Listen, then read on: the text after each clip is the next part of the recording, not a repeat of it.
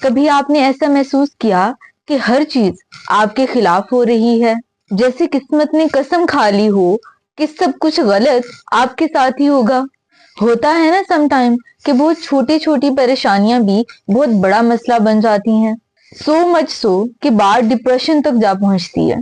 Psychology की language में इसे कैटास्ट्रोफाइजेशन कहा जाता है और इसे अपनी जिंदगी का सत्यानाश करने का सबसे कामयाब तरीन नुस्खा माना जाता है। चले मैं आपको एक कहानी सुनाती हूँ।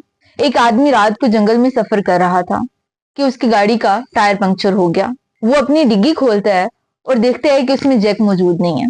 अब यहाँ से कैटास्ट्रोफाइजेशन स्टार्ट हो जाती है। वो सोचता है कि ओह, गाड़ी में तो जैक नहीं है, अब तो मैं यहाँ फंस गया हूँ। अगर यहाँ कोई जानवर आ गया तो कुछ और भी तो आ सकता है। अगर मैं सुबह तक यहीं रहा तो मैं तो भूख से मर जाऊंगा, मेरे बच्चे यतीम हो जाएंगे। खैर, चलते चलते उसे एक फार्म नजर आ जाता है। वो सोचता है कि चलो किसी किसान से मदद ले लेता हूँ। अब यहाँ से एक और कहानी शुरू हो जाती है। वो सोचता है कि किसान मुझे जग देने से इनकार कर देगा।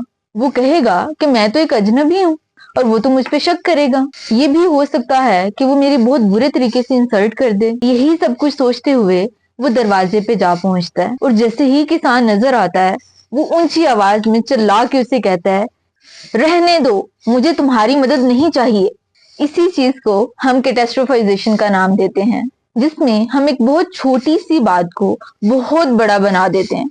एग्जाम्स में एक सवाल गलत हो गया, अब मैं फेल हो जाऊंगा, मुझे नौकरी नहीं मिलेगी, मैं तो सड़क पे आ जाऊंगा। किसी दोस्त ने मैसेज का जवाब नहीं दिया टाइम पे, तो दिमाग एक नया ही सीन घड़ लेगा।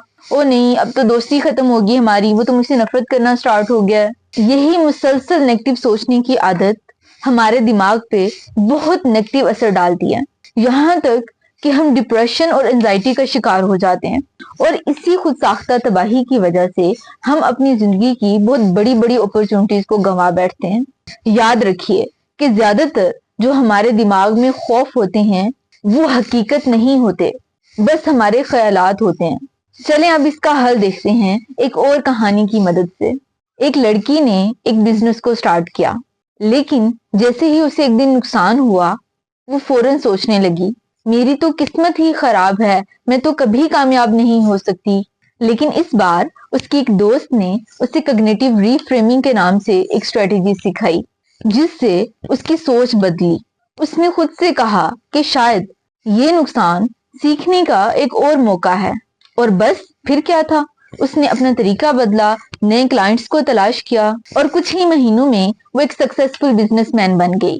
तो बस यही तो हल है। तो अगली बार जब आपका दिमाग बेवजह किसी छोटे से मसले को एक क़यामत की घड़ी बना दे, तो एक लम्हे के लिए रुकें, गहरी सांस लें और सोचें, क्या मैं वो आदमी तो नहीं जिसने बिला वजह किसान पे चीखा था। अगर आप वाकई ही अपनी जिंदगी को बदलना चाहते हैं और एंजाइटी को कंट्रोल करना चाहते हैं, तो मेरे पास इसका हल है। मैं एक नई सीरीज स्टार्ट करने जा रही हूँ, जिसमें मैं आपको सिखाऊंगी कि कैटास्ट्रोफाइजेशन को कैसे रोका जाए और सुकून से जिंदगी कैसे गुजारी जा सकती है।